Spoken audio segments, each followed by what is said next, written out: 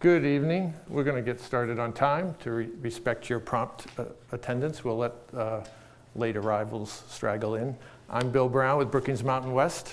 Thanks for joining us on such a glorious day. And with the, for those of you who aren't from the university, with the onset of spring break happening as of the end of classes on Friday, you may notice a few less bodies trafficking around campus.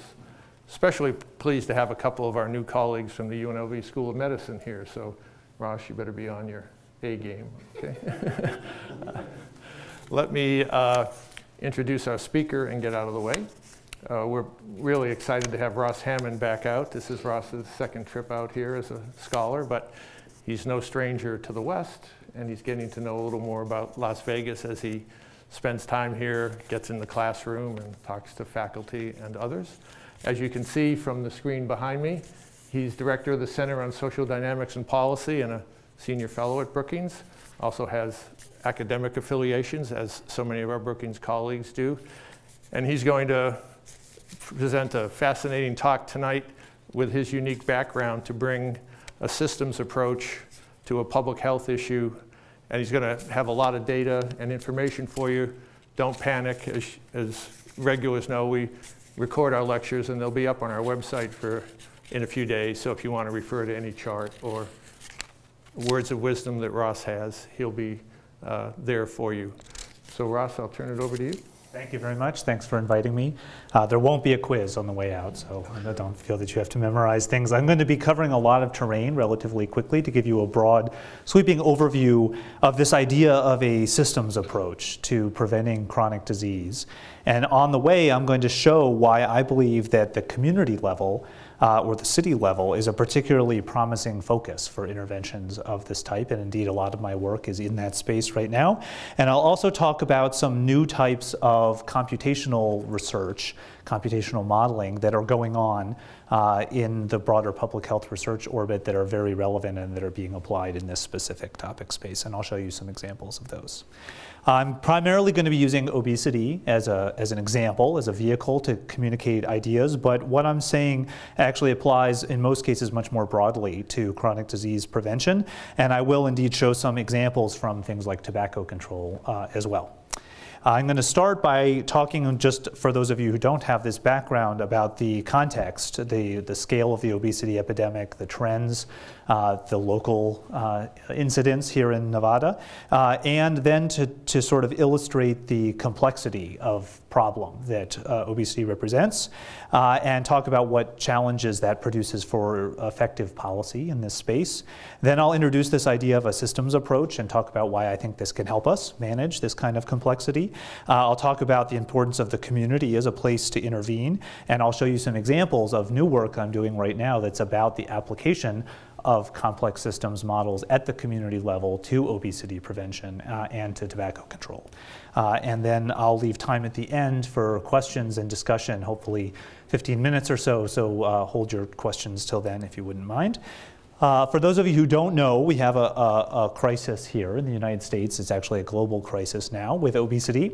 The percentage of obese Americans has more than doubled since 1970. We're now in a situation where the majority, 2 in 3, American adults are overweight, and 1 in 3 are obese.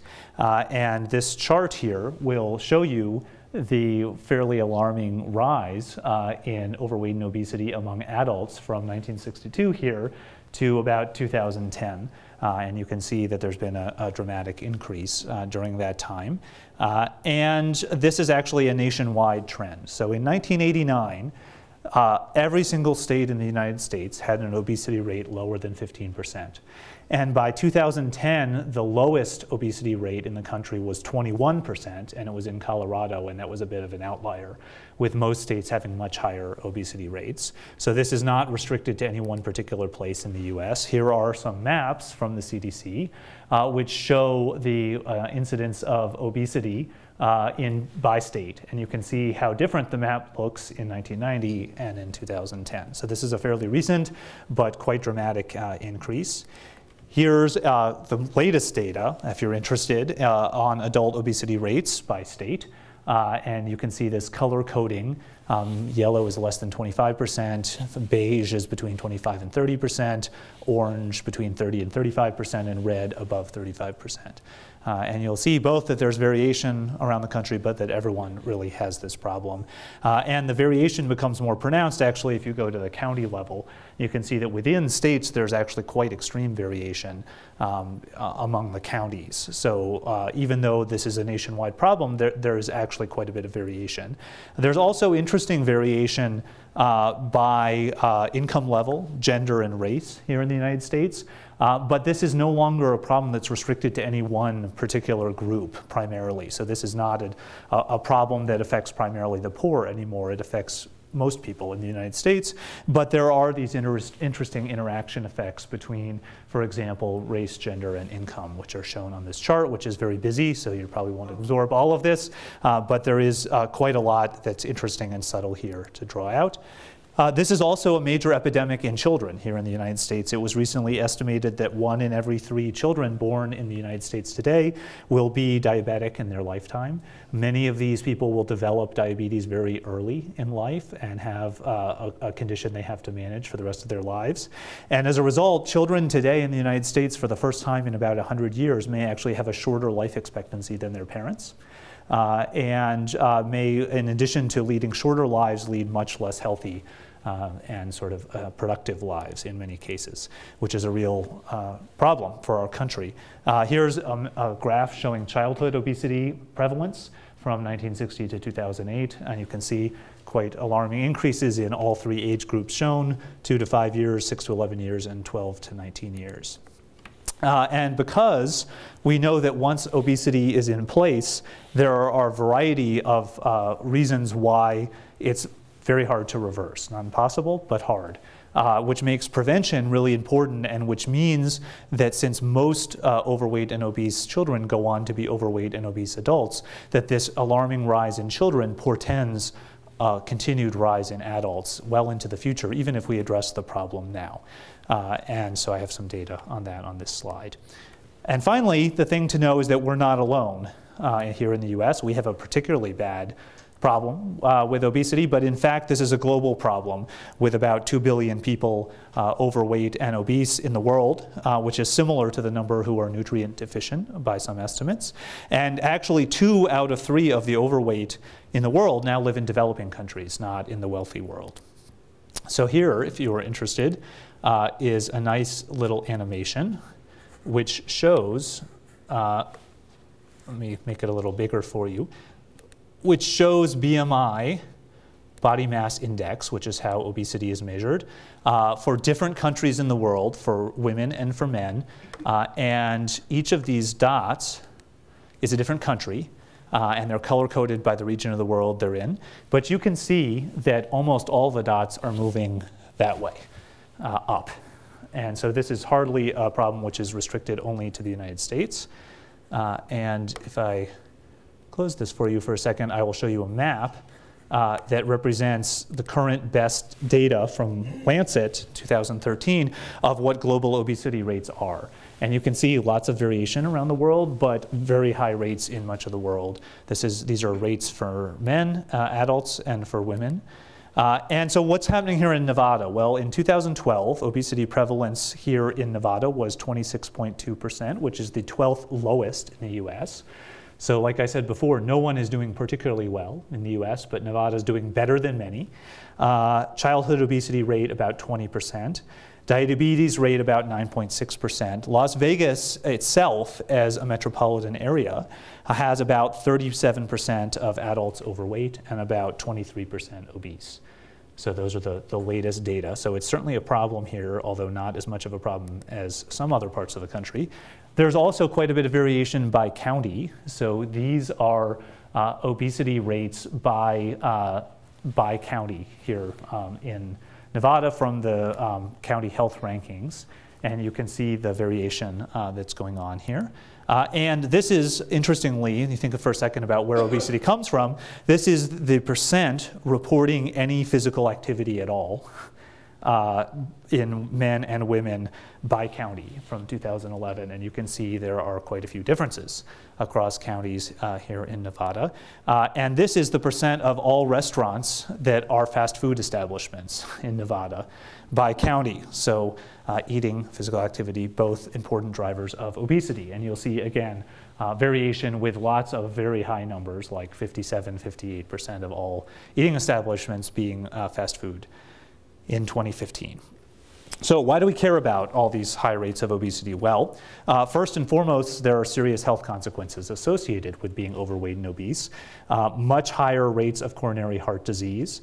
Being overweight makes you 50% more likely to develop coronary heart disease, and by some estimates, being obese makes you 2 to 3 more times more likely to develop coronary heart disease. You're also at higher risk for many other things, including diabetes, hypertension, high blood pressure, many kinds of cancer, arthritis, asthma, etc.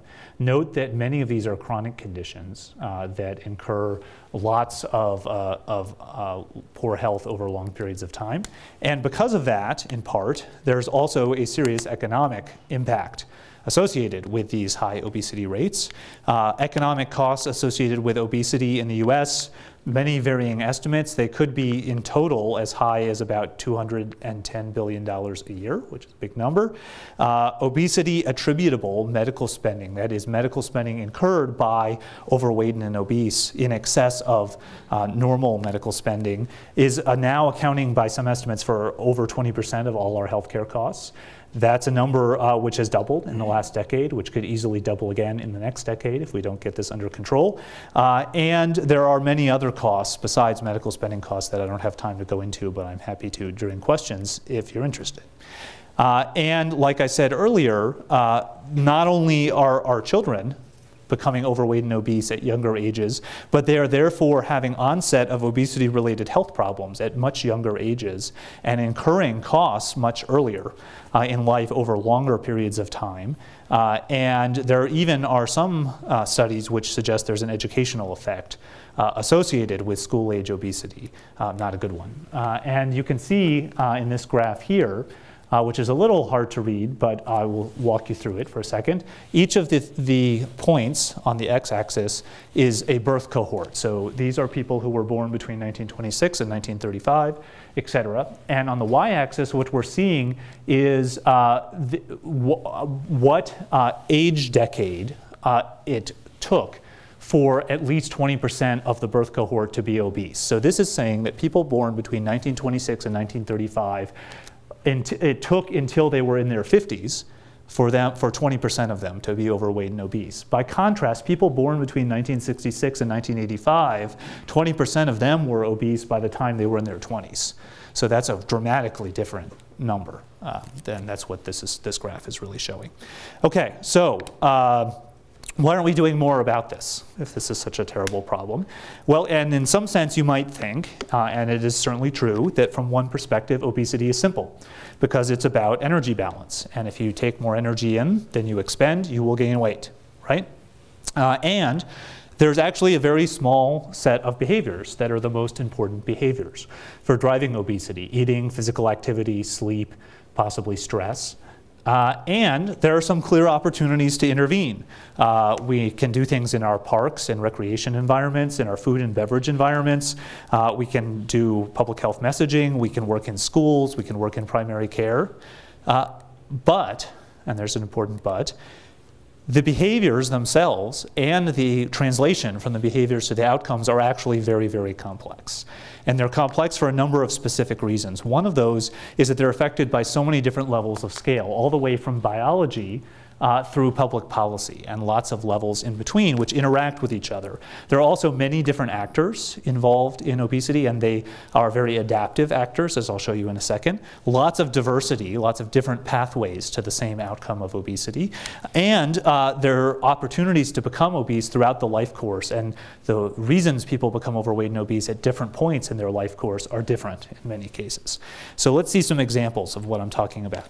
This is a result of an effort in the UK called the Foresight UK group to draw a picture of all the different things that matter in driving obesity as an outcome. And I've purposely made this too small for you to read all the details, but each one of these things is a factor that affects obesity. And the arrows show where there is evidence that factors affect each other. And so what you are seeing is that everything affects everything else, more or less. There's all kinds of interactions going on. So a lot of the conventional ways in which we study public health and many other topics is to try to isolate individual effects, to assume that there's independent effects of many individual things. And that won't work very well here because everything is actually interacting with each other. That's the first point. The second point that I said is that there are many different types of actors who affect obesity as an outcome. So some of them are obvious. You think about consumers, the food industry, retailers, the USDA, but other of them are less obvious. If you think about community coalitions and school principals and healthcare providers, these are really important actors for obesity as well. And each of these actors has different goals, different incentives, different constraints on their behavior. And if you intervene in a system like this, what you do will affect all of these different actors differently. And the connections between the actors and how they interact with each other is not entirely clear in many cases to you as a policymaker or researcher, and they're often not clear to the actors themselves. So they don't always understand the totality of impacts they have on the system. There's also lots of heterogeneity, lots of diversity across all of these categories. So not all school principals are the same, not all parents are the same, and those differences, which can be biological, psychological, cultural, those really matter. There's also lots of adaptation in the system. So what do I mean when I say that? I mean both that people are strategically adjusting their behavior given the context they're in to reach certain goals. That's behavioral adaptation. But there also is lots of biological adaptation going on in this system. As you gain and lose weight, your biochemistry actually changes. And those changes actually can make it harder or easier for you to gain or lose more weight in the future and in ways that are really important part of the dynamics that are going on here. So adaptation. There's also lots of spatial patterns that are super important in obesity. So this is a map of average exposure to fast food across the 5 boroughs of New York City. It's like the heat map. And you can see that there's actually quite a bit of complexity here, and where you live might matter a lot, and where people travel through this space might matter a lot. And we're going to come back to that later. Similarly, our social environment can matter a lot. This is a very famous picture in public health circles that was published in the New England Journal of Medicine and then became the subject of media frenzy and TED Talks and all sorts of things about the idea that obesity might be contagious through social networks. So this is a picture of a social network in which each of these dots is an individual person and the lines are social relations between the people. And there's this particular work has been widely criticized and widely lauded by many different people, but I think there's growing evidence that our social environments matter a lot when it comes to obesity, and that getting the details of how that works right are important. And finally, time is really important for obesity, and things that happen to us early in life can matter in ways that only become clear much later in life. And those long time lags and long time dependencies make it a particularly challenging problem. So there's some implications of all this. The first is, in my view, that the search for a single cause of the obesity epidemic is probably misleading and misguided. I don't think there is a single cause. I think there are many causes, and our standard approach to studying problems, which often involves trying to isolate single causes, might lead us astray in some cases here because there's so many causes which are interdependent. The second implication is that trying to hold in your head everything that was on that spaghetti diagram is hard. It's hard. And so we need some kind of tool that can help us manage all of that. We can't keep it all in our head and just go by intuition. Intuition is not a good guide when systems are as complex as this. And third is that there is likely no single solution, no magic bullet that will work in every circumstance and context. And what we actually need, I think, and what we've learned that we need are policy solutions that are both sufficiently broad that they can cover lots of people and lots of contexts, and sufficiently tailored that they can be the right solution for the right context at the right time. And that's, of course, really hard to do. There's also some evidence that we need to think about this as a system when we intervene, because if we intervene only in one place, what we do may simply be offset by what happens in response somewhere else. So for example, if we succeed after a lot of effort and expense in changing the food our children are served in the school cafeteria, but we don't take care of all the junk food that lies on the path they walk from school back to home, then all the good work to get them to eat vegetables in the school cafeteria may simply be offset by increased eating of junk food on the way home. That's one example. There are lots and lots of examples like that in obesity. So the most powerful interventions are likely those that simultaneously address both individual change and environmental change in a cohesive and well thought out way. And that's going to require some coordination across sectors of policy that don't necessarily like to work together, and tools that will help us understand how to do that effectively. So here's a quote from a National Academy of Science report on obesity prevention, which concluded that there is an urgent need to employ large-scale transformative approaches focused on multi-level both environmental and policy changes within an interconnected system to reduce the threat of obesity and sustain an enduring impact. Okay, how do we do that? That's where a lot of my research comes in. I think that for reasons which are hopefully now obvious, we need computers to help us do this. Okay, this is a nice little Far Side cartoon. And that brings us to the topic of a systems approach. So a lot of work has gone on recently from the National Academy of Sciences, the Institute of Medicine, countless scientific papers, lots of policy briefs that argue that what we need are a perspective and a set of tools that allow us to take this more systemic look at things like obesity. That looking at one thing at a time and looking for a magic bullet has been a mistake and has not led us to the kind of progress we would hope for. And so there's been a lot of investment by NIH and others in these new tools from a field called complexity science. And these are tools which have a strong track record in other areas, in social sciences, in biology, in systems biology, for example, for cancer treatment. And there's a lot of potential for them to help us do what we need to do in the context of obesity prevention and tobacco control.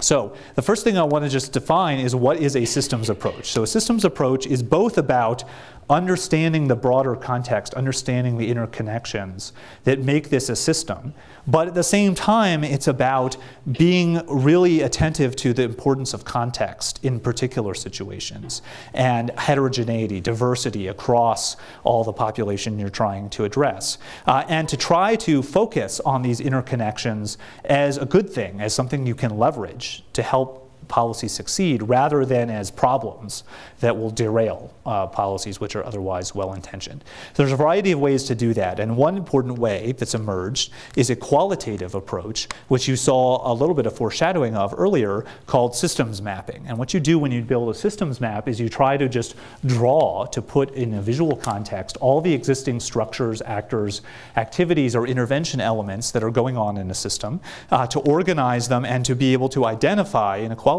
way what some of the important connections actually are.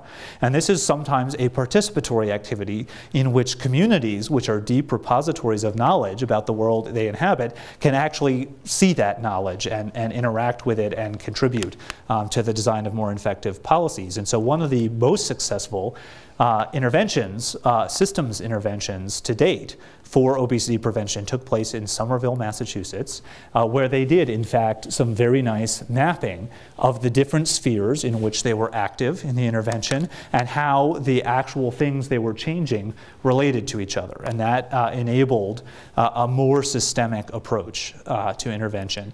In that report I told you earlier, like all National Academies reports, it has a huge list of things they think should be done, okay? This is how all National Academy of Sciences reports end, with a big list like this.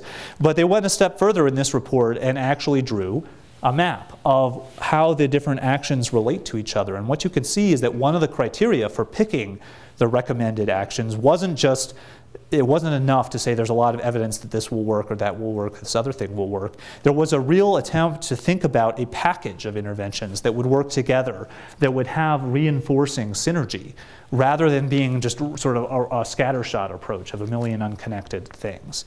And there are some examples I will draw from this report, which has had a big impact since its publication. One of the kinds of linkages between policies is to think about something which is actually a prerequisite for something else to succeed. So if you think about menu and food labeling as a strategy to try to get people to eat healthier food, that is likely to require that you have already done something like nutrition education so that people actually understand what a calorie means, how many calories is okay to eat, and what all these complicated percent daily values are actually telling you and how to interpret that information. So those two things work well together. Similarly, if you invest in more park infrastructure so that people will get more physical activity, but you haven't done anything about deterrence to physical activity like crime, high crime rates, no transportation, no supervision of children, it's not clear anyone will actually use the new infrastructure. So there's a prerequisite that you have to consider so it's a package of policies. Another kind of relationship is filling in gaps or having reinforcement. So again, let's take investment in park or recreational infrastructure.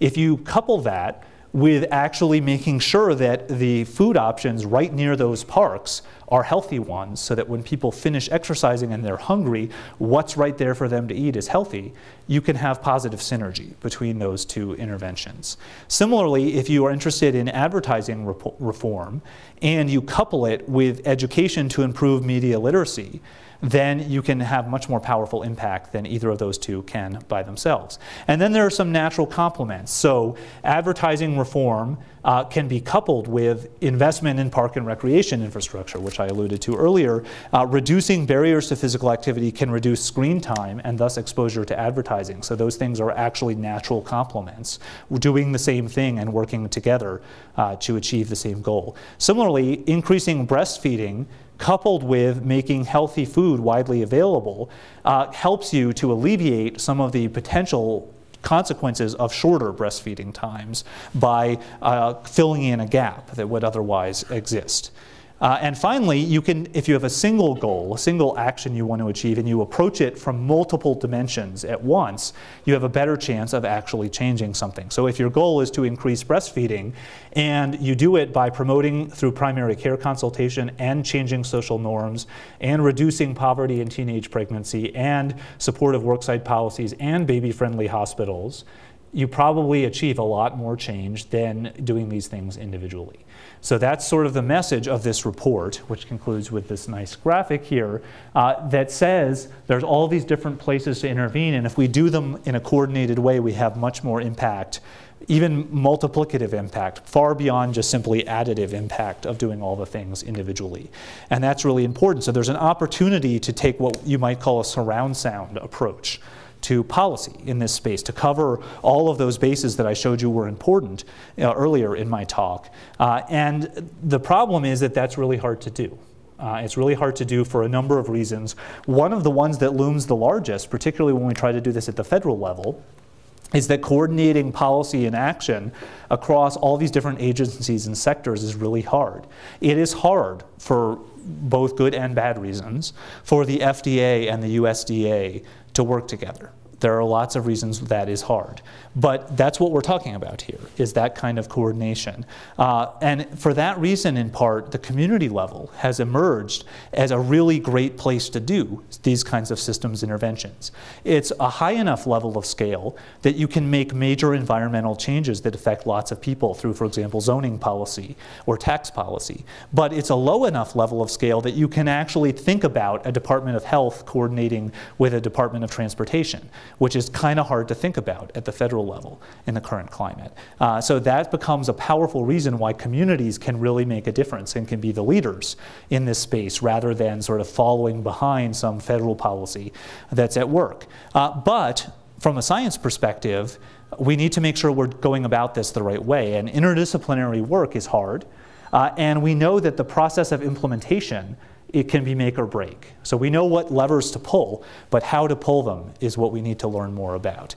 And that's the focus of a lot of my work at the moment. And to do that, I use a set of tools which are quantitative tools now, moving from the qualitative to the quantitative. They are computational tools for the reasons we talked about earlier. And what they really are virtual communities that we build here in our computers that allow us to think about systemically what kinds of forces are at work, to discover some currents that are going on that drive a lot of outcomes in real communities, and then to experiment with policies in a way that isn't destructive, costly, time-consuming, or unethical to do in the real world, that doesn't waste a lot of time, and that is very focused. Just like a biologist can do an experiment in their lab. We can do policy experiments in these sort of virtual worlds. Okay? And this is an approach that has been the focus of a lot of investment by NIH recently. And it started with work in infectious disease about 10 years ago. There was a sustained investment in this kind of modeling in the context of infectious disease, and it had a huge impact. So I belong for many years to a big NIH-funded network of modelers called MIDAS, which had lots of scientific and policy impact, lots of fancy publications, but more importantly, it received the HHS Health and Human Services Distinguished Service Award for contributions to making a real difference in public health in this country. And it did that in part during the H1N1 flu pandemic, by using models of this kind to allow policymakers to explore many different options and to anticipate unintended consequences that might come from those interventions. These are big, fancy models. They contain tons of data. Every flight taken everywhere in the world in many of these models, detailed depictions of sharing of patients and doctors across large hospital chains, detailed depictions of social networks, like that picture I showed you earlier for obesity, lots of sophisticated attention to individual behavior and getting an understanding of how people react to situations in the real world, and even a lot of biology goes into these models, and they can be very large, fancy models. So these are models which were developed at Brookings during the flu pandemic. They are simulating the spread of a flu pandemic in a virtual world, like I described earlier. This is the entire United States. 300 million individuals are represented and modeled. And here's a global model with several billion individuals. And these become policy laboratories where we can say, well, what if we closed the airports? And what if we closed the schools? And what if we sent the vaccine to Texas?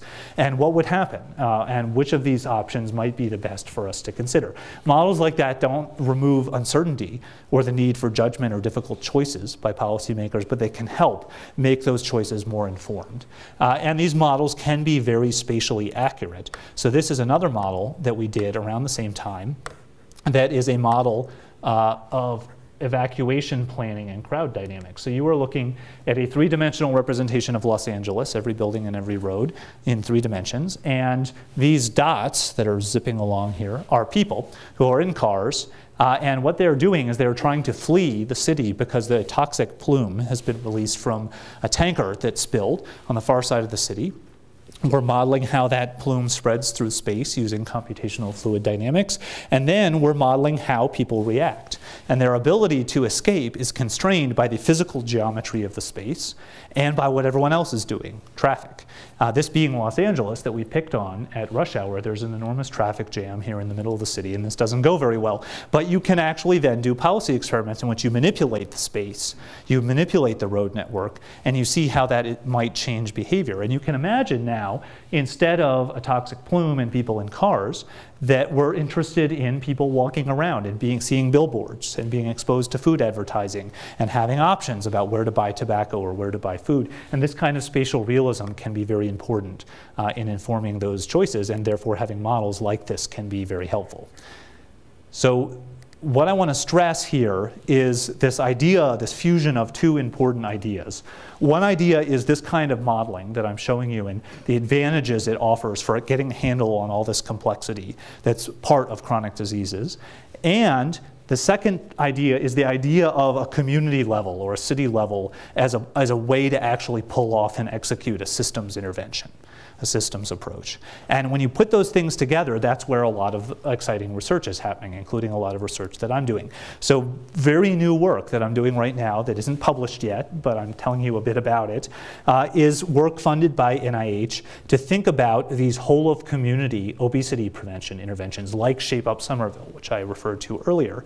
We spent tons of money on obesity prevention in this country, but there's little systematic follow-up. And when things work, we're not quite sure why they work. Things that work in one place aren't always replicable somewhere else. And we need to understand why things that succeed, succeed, and things that fail, fail, so that we can do a better job of having appropriate interventions for appropriate contexts. And this process of implementation is very complex, and it's a process all by itself, and it's really that process that we're studying in this new project. I have many partners in crime in this project, from Harvard, Tufts, in Australia, Washington University, many different NIH, many different places. And what we're doing is trying to look at completed interventions, understand how they worked, what made them tick, and then test that knowledge with ongoing interventions. In this case, in many different contexts, in this case, a lot of work in Australia, and then use that knowledge to design brand new interventions from the ground up using these kinds of models in a very scientific way, and then put them in the field and see whether they actually work. As good scientists, that's the thing to do. And we hope to actually make a real difference by focusing on early childhood as a key window of opportunity to intervene in this space. And we're actually engaging with a large number of real communities when we do this, and we're doing participatory work with those communities to get their input, to make them stakeholders, to make them part of this process, and to sort of make sure that the science we're bringing to bear is ground truthed in important ways by what's actually going on in these communities. The other work I want to briefly talk about is work on tobacco. So it's not only about obesity here, it's about chronic disease prevention. Tobacco is still a major driver of chronic disease in this country. And the FDA, a number of years ago, was given much expanded regulatory authority over tobacco. And they are very interested in how to use that power wisely. And models play an important role in their thinking about how to do that, as evidenced by a new Institute of Medicine report which just came out today, actually, which was commissioned by the FDA and which is all about these kinds of computational models and how they can be used effectively to inform tobacco policy.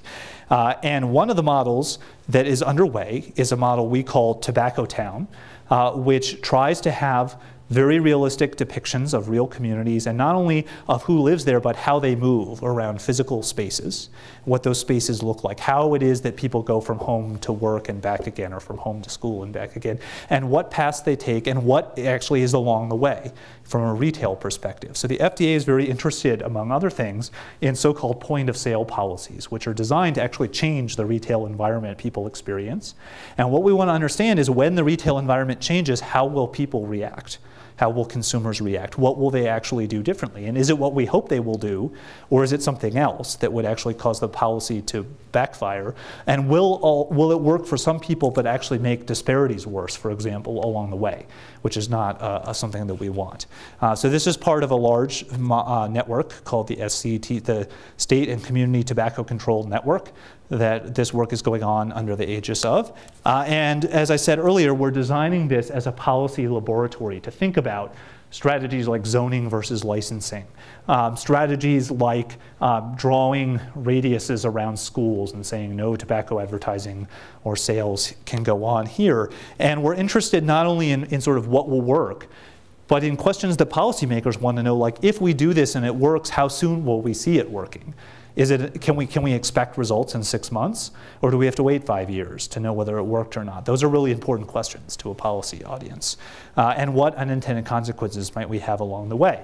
So this is work we're doing that there's some things out there that you can find about. It's in partnership with Washington University. And it looks not only at questions like overall retail density reduction, but also very targeted things like what happens when CVS no longer sells cigarettes, which they announced that they would do recently. What does that actually do? Is it a good thing? How many people does it affect? How soon will it affect them? What will people do instead of shopping for cigarettes at CVS?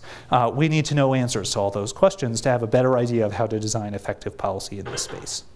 So there are 4 large groups of scientists funded by the NIH working to use system science, complex systems tools, and systems approaches in a number of topic areas relevant to chronic disease prevention. I talked about MIDAS earlier. The others I want to talk about briefly is the National Collaborative on Childhood Obesity Research, which is a big umbrella organization, has a network that's using agent-based modeling to study childhood obesity and what really drives it, and to think in a very systemic way about how the biology and the physiology and the neuroscience connect with the social level and the advertising level and the built environment level in ways that are sort of unprecedented in this field. There's a network that recently concluded that's writing a book, which will come out recently, that's all about inequality and health disparities and where they come from and what some new strategies to tackle them, using a lot of this kind of systems approach and systems modeling. And there's the State and Community Tobacco Control Network that I alluded to earlier. So I'd like to stop there, thank a large number of funders who underwrote the work that you've seen here, a large number of collaborators at many institutions who are very important players in all of this, and the organizers of this talk here and other interactions that I've had around UNLV. So I'll stop there. I want to make sure that we have time, about 15 minutes, for questions, discussion. If you have follow-up questions, my email is here on this slide. Thank you very much. Thank you, Ross, and thank you in particular for showing that Nevada doesn't rank 50th or 49th on every list. Just That's right. Not that we're satisfied with what he said, but it's relative. Before I ask a question, I'll throw it out to anybody who has one. Sir? Yes, well, this is very exciting to me for the systems approach. I use systems approaches in physical science, Mm-hmm. called maximum entropy work, and I Sure. do a lot of that.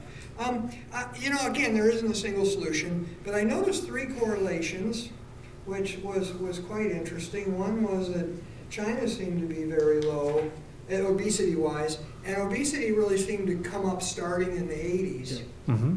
And on the British study, I noticed they did have work environments and work types. Sure. I guess, have you seen, there certainly has been a variable since the 80s in terms of the amount of physical work and production that we're doing. Uh-huh. We're more conservative, we're more consumer and software and other things like that. Mm-hmm. Is that an important Well, so vertex? I think that's probably one among many important drivers. And what I've found in my research in this space, and what many other people have concluded as well, is that if you make a list of the things we know about the obesity epidemic, and so let's say there's 7 stylized facts about it, and you make a list of things that people have hypothesized might matter, any one of the things people think matters can explain some of the facts, but not others. And so it's very hard to find an explanation for what's going on. It's likely actually many of these things that's going on. The other thing I want to just point out is that even though the obesity rate was looking low in China, the overweight rate is much higher. And overweight is, of course, the precursor to obesity. That was actually just obesity, defined as a BMI over body mass index over 30. And the government of China is very worried about obesity as a problem. And there's some evidence, actually, that is as yet not fully conclusive, that the BMI thresholds, where risks for chronic disease start to go up, actually need to be adjusted for people from different places in the world. And that we may be sort of underestimating the likely diabetes burden, for example, shown by the current obesity rates in places like India and China. So you should take that with those numbers with a grain of salt. But great question. Yeah? How do you, was it me? Please. Okay. How do you tie in the idea of the economic impact and the lack of economic access to some? When I looked at a lot of your maps, the areas that I'm familiar with, you know, you can see where economics, where the lower income, where that really played lower income or largely rural, like across the entire South, you know, the Southern Belt. And Mississippi being, there was one where Mississippi was like a huge outlier. I don't know which that was. But so how then do economics play a role in that? It's certainly we're thinking, and then policy. Because the first thing that I thought of was like, okay, the policies around food accessibility, availability, like SNAP, or the things that are driven mostly by lack of economics. How do then you tie that in? So economics is very important. It's a very important piece of the puzzle. But the relationship between economics and the outcome is not as simple as you might think. So it is true that the states with the highest obesity rate are also among the states that are the poorest in the nation. That's definitely true. But remember that county picture where we saw that there was huge variation even in Mississippi by county. And look at this picture for a second, which explores the relationship between gender, race, and income. And what this shows, among other things, is that income as a determinant of obesity matters more for some race-gender pairings than it does for others. So that's a really interesting finding because it suggests that whether poverty is a major driver depends on who you are and where you are in ways that are actually quite subtle. And so the more we learn about this, the more intriguing it becomes to try to actually understand what's going on. That said, there's some new evidence that just came out recently that's I find very compelling, that shows that even though it's true that childhood obesity rates have stopped growing at alarming rates on average and have sort of leveled off, that what that's actually masking is a widening disparity, and that childhood obesity rates in the bottom income quintile are skyrocketing, and those in the top income quintiles are actually falling. So it looks flat on average, but there's real disparities that are widening. So there is a lot of attention to this now because it's a major consideration and concern. Yeah. Yeah. Has the definition of obesity remained constant over time? Over the period of time in question, about? Yes. And there's a lot of argument that it actually should be amended. But and is that globally true? Do nations? Yeah, the global data I'm showing you uses constant sort of metric for how it's measured, but there's a lot of debate about what the appropriate measurement actually is, and the measurement that all these graphs are based on, which is body mass index, has the virtue of being easy to calculate because it's based on your height and your weight, but actually is not the best indicator of chronic disease risk. Other things are much more closely tied to the risk, like central adiposity and body fat percentage and things that are a lot harder to measure, so we don't have so much data on them. So there's a trade-off between how good our data can be and how meaningful our data can be here that we struggle with. Wasn't the definition of overweight dropped from a 27 BMI to a 25 BMI within the last 10 years? There was an article about that in the New York Times That's just possible, this week. but I don't think that's the case. So the actually. obesity at 30, I think, was constant, but the definition of overweight has changed. Okay. I think it must have been longer ago than that then, because a lot of the data I'm showing you is... It doesn't go back to your graphs that go all the way back to 1900. No, I didn't have any... Changed. Yeah, okay, so those were graphs about obesity, and that definition has stayed very constant. The graph that has overweight on only goes back to the 60s, and it was my understanding that the overweight definitions go back quite a bit further than 10 years, but I can look into that. That's a good question to ask. Sure. Russ, can you give us a feel for how ABM is used to simulate and test policy interventions? Beyond the examples I showed you of how it's used to simulate and test policy interventions in the case of infectious disease. So remember I showed you this slide I'm trying to get to right now. That's a very good real-world example of an agent-based model that is used to test policy interventions of the kind I described in the case of flu. And here's another example of it being used to do things like evacuation planning and disaster preparedness. And the examples I showed you from tobacco, for example, is another agent-based model. And again, I talked to you about the kinds of policies it's being used to simulate. So I guess what I'm curious is what about these examples is not answering your question. I was wondering about obesity because of the kind of interventions you're thinking about. Right. Where to put billboards or whatever. Right. Doesn't strike me as... Well, so remember the example I showed you in obesity was about these whole of community interventions. And I showed you both some of the details of how those work, and I showed you these models that are agent-based models that are being used to study exactly those kinds of obesity-specific policies at the community level. And that's really the best work I'm aware of that's going on in the obesity intervention space right now. Yeah. Thank you for a really great presentation, sir. Welcome to Vegas. Thanks. I'm a systems thinker myself, and I'm wondering, could you talk a little bit more, I guess, expand a little bit. You have whole of community approach, and you have the systems kind of integration happening.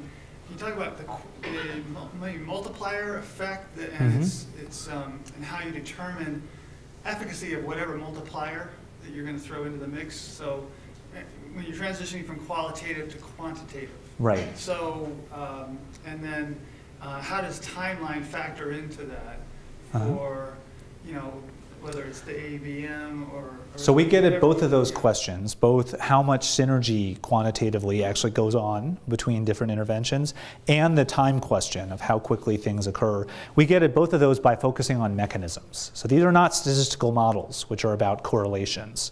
These are detailed process representations of actual mechanisms that are going on. And when you study at that level, it answers both of those questions because mechanisms happen at a certain speed and they actually do specific things in a system, which you can then understand, allows you to understand how those specific things work together or differently. Just as an engineer might look at a factory floor machine and understand how different gears are working together or against each other inside the same machine.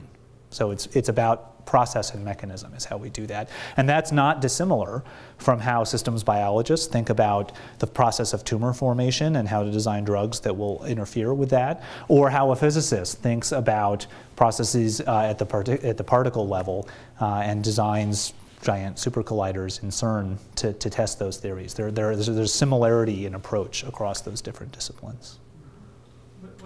What if it's left out? What if there's essential elements that are left out and it's found later, you know, whether it's a decade later or a year later? And how? I mean, that's always a risk.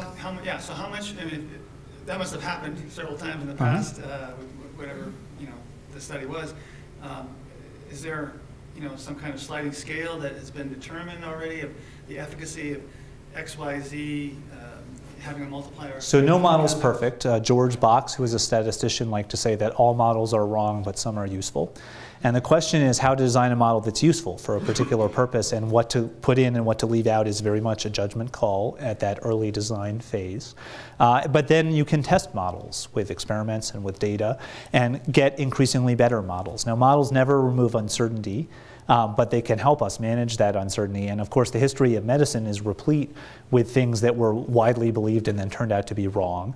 Like it used to be thought that having high cholesterol came from eating things that had lots of cholesterol in them, like eggs, and that turns out to not be true at all. We now know. But there are lots of examples like that. But a lot of those things that you can point to came from correlational evidence and not from a detailed understanding of the mechanisms, and was actually an understanding of the mechanisms that led to the discovery of the right answer.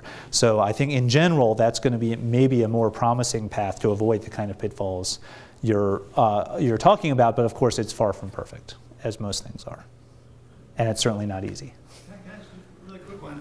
Do you think the next 20 years is going to be more reductionistic trending or more interactive, interdisciplinary trending? Well, I think there will be forces pushing in both directions.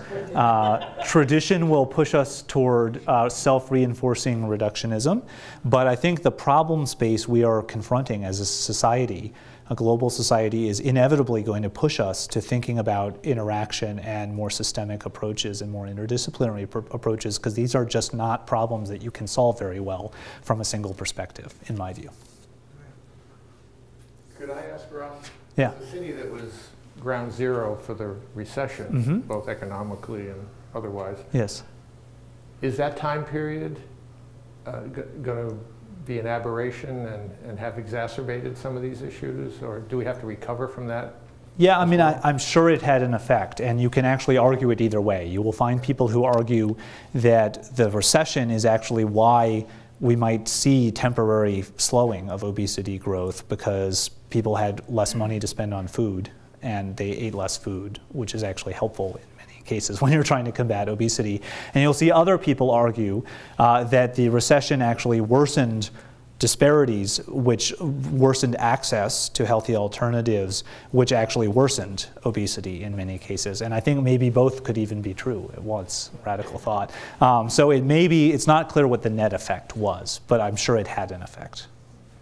Yeah. And maybe our audience will know, but you showed some very interesting Nevada and Las Vegas specific data. Are we getting better? Are we getting worse? I think you are getting better since the last time I gave this talk, a similar version of these statistics here, which was a couple of years ago, as you know. So. Oh, I'm sorry. Yes, please. What if we try a completely different approach and eliminated bankruptcy for medical costs? In other words, we're going to the people and saying, oh, look, it's not fair for you to choose all the bad decisions and then expect government to go tax or steal money from people that don't do the bad behavior. And therefore, when their bankruptcy starts showing up and their bills start showing up, then we shut down their freedoms. They can't go to a professional sports event. They can't buy a new car. That's not something I've studied, so I can't really comment on that. Thanks. Okay, great. Thank you all very much. Appreciate your time. Thanks. Thank you, Rob. We'll be back in 2 weeks. We won't be here next week because of spring break, but we'll be turning to the American presidency and military intervention. We'll have Jeremy Shapiro out to give us a global perspective on that. Hope you can join us. Ross, I'll stop by.